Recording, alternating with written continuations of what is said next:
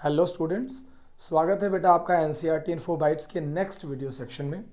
आइए आज हम आपको क्लास 11th बायोलॉजी का प्लांट फिजियोलॉजी से एक इम्पॉर्टेंट टॉपिक जिसे C3 साइकिल या केल्विन साइकिल कहते हैं, इस पर हमारी आपकी बातचीत होगी। केल्विन साइकिल जैसे कि नाम से ही पता चल रहा है कि ये केल्विन के थ्रू डिस्कवर किया गया एक साइक्लिकल प्रोसेस है। जब हम इस पर बात करते हैं तो ऐसे भी कहा जाता है बेटा कि इस रिएक्शन को PCR साइकिल कहते हैं। जो मेरे स्टूडेंट्स 12th पढ़ चुके हैं उन्हें ये PCR का मतलब पॉलीमरेज चेन रिएक्शन लगता होगा, बट एक्चुअल में ये PCR वो नहीं है बेटा। इसका मतलब होता है फोटोसिंथेटिक कार्बन रिडक्शन साइकिल। क्या होता है? Photosynthetic carbon reduction cycle. मैं चाहता हूं कि मेरे सभी स्टूडेंट्स तीन बातों पर ध्यान दें। एक टर्म है रिडक्शन, दूसरा उसी का सिनोनिमस टर्म है बेटा, जैसे एक टर्म है रिडक्शन तो उसी से एक टर्म और आता है that is called as assimilation, और एक टर्म और इसी के साथ साथ चलता है जिसका नाम होता है fixation. Let me tell you कि आप जब एनसीईआरटी पढ़ते होंगे तो कभी कभी आपको कहीं रिडक्शन मिलता होगा, कहीं आपको एसिमिलेशन मिलता होगा, कहीं आपको फिक्सेशन मिलता होगा। ये तीनों टर्म सिनोनिमसली यूज होते हैं, एक जैसा ही। तो जैसे मैंने अगर बोला फोटोसिंथेटिक कार्बन रिडक्शन, इसका मतलब कार्बन का या तो फिक्सेशन भी हो रहा है या कार्बन का एसिमिलेशन भी हो रहा है। राइट बेटा, चलिए शुरू करते हैं।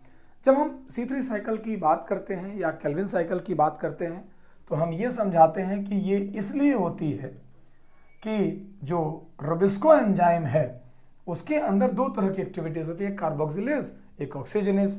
तो मैं बोलूंगा ड्यू टू कार्बोक्सिलेज, इसे अंडरलाइन कर दे रहा हूं बेटा, activity of Rubisco enzyme. Rubisco इस दुनिया का मोस्ट अबंडेंट एंजाइम है, राइबोलोज बिसफॉस्फेट कार्बोक्सिलेज ऑक्सीजनेज नाम है, रिमेंबर करिएगा। तो इसकी दो एक्टिविटीज हैं, C stands for carboxylase and O stands for oxygenase. ठीक है बेटा, इस तरीके से दोनों तरह की एक्टिविटी कहां पाई जाती है? रोबिस्को के अंदर, और उसकी कार्बोक्सिलेज एक्टिविटी की वजह से होता है केल्विन साइकिल यानी कि C3 साइकिल। ये एक 3 स्टेप साइकिल है, मतलब हम ऐसे बोलेंगे कि ये 3 स्टेप साइकिल है जो acts as universal pathway of CO2 fixation in all plants। यहां पर मैं स्टार मार्क कर रहा हूं, आप जरा ध्यान दीजिए। चाहे वो C3 प्लांट हो, C4 प्लांट हो, कैम प्लांट हो, किसी भी तरह का प्लांट हो, उसके अंदर C3 साइकिल जरूर ऑपरेट होगी बेटा, क्योंकि ये एक यूनिवर्सल साइकिल है कार्बन के फिक्सेशन का या कार्बन के रिडक्शन का, जो जरूर हर प्लांट में चलती रहती है। नॉर्मली इस प्रोसेस में 3 स्टेप फॉलो होते हैं। एक का नाम है कार्बोक्सिलेशन, दूसरे स्टेप का नाम है रिडक्शन, और तीसरे स्टेप का नाम है रीजनरेशन। तो नॉर्मली ये टर्म्स तो एनसीईआरटी में मेंशन है बेटा, लेकिन मैं थोड़ा सा इनमें कुछ ऐड कर देता हूं, जैसे कि carboxylation of RUBP, ribulose bisphosphate का carboxylation, reduction of 3PGA 3 phosphoglyceric acid, and regeneration of RUBP। RUBP is a 5 carbon compound acts as primary CO2 acceptor. याद कीजिए C3 प्लांट में प्राइमरी CO2 एक्सेप्टर कौन है? RUBP acts as primary CO2 acceptor. तो जब कोई पूछता है आपसे कि प्राइमरी CO2 एक्सेप्टर कौन है, तो C3 प्लांट में प्राइमरी CO2 का एक्सेप्टर एक 5 कार्बन का कंपाउंड है जिसका नाम है राइबोलोज बिसफॉस्फेट। अभी हम इस पर एक क्वेश्चन और भी कर रहे थे, तो किसी ने पूछा कि इसके बारे में और कोई बात, तो जानते रहें कि ये एक 5 कार्बन कीटोज शुगर है। कौन सा ग्रुप इसके अंदर पाया जाता है? कीटोन ग्रुप, ना कि एल्डिहाइड शुगर, यानी एल्डोज नहीं है, ये कीटोज है। अगर ये एल्डोज होता तो इसका नाम राइबोलोज नहीं बल्कि राइबोज होता। तो ये बात भी आप इसके साथ ऐड करिए। 3 स्टेप कैसे चलते हैं, लेट मी टेल यू। जैसे मान लीजिए कि अगर मैं आपसे बोलूं कि 6 राउंड मैं एक साथ दिखा दूं, तो मैंने यहां पर बोला कि 6 मॉलिक्यूल RuBP के, जो कि 5 कार्बन का कंपाउंड है, तो उसके 6 मॉलिक्यूल अगर हैं तो टोटल 30 कार्बन आपके पास हैं। ये आगे बढ़ते हैं और ऊपर से हमारे पास कहीं ना कहीं बेटा 6 मॉलिक्यूल CO2 के भी आकर लगते हैं। ये 1 कार्बन के मॉलिक्यूल होते हैं। तो एक तरफ से 30 कार्बन और दूसरी तरफ से 6 कार्बन और जुड़े तो टोटल आपके पास हो गए 36 कार्बन। तो इस वजह से आपके पास 12 मॉलिक्यूल बने 3-फॉस्फोग्लिसरिक एसिड के, जो कि 3 कार्बन का कंपाउंड है। यू कैन इजीली कैलकुलेट 12 3 36, आपके कार्बन का हिसाब किताब बराबर रहेगा। ये प्रोसेस जो यहाँ पर हुई, that is called as the first step of C3 cycle, also called as carboxylation, and this is catalyzed by enzyme Robisco। कौन सा एंजाइम इसको करता है? Robisco करता है। इस प्रोसेस में कोई ATP का, कोई NADPH2 का एक्सपेंडिचर नहीं हुआ। बाद में ये 12 मॉलिक्यूल जो आगे बढ़े, ये 2 तरीके से आगे बढ़ाए जाएंगे। सबसे पहले इनको एक्टिवेट करने के लिए 12 ATP खर्च हो गए, जो कि आगे चलकर 12 ADP में और 12 PI तो इसके साथ लग गए।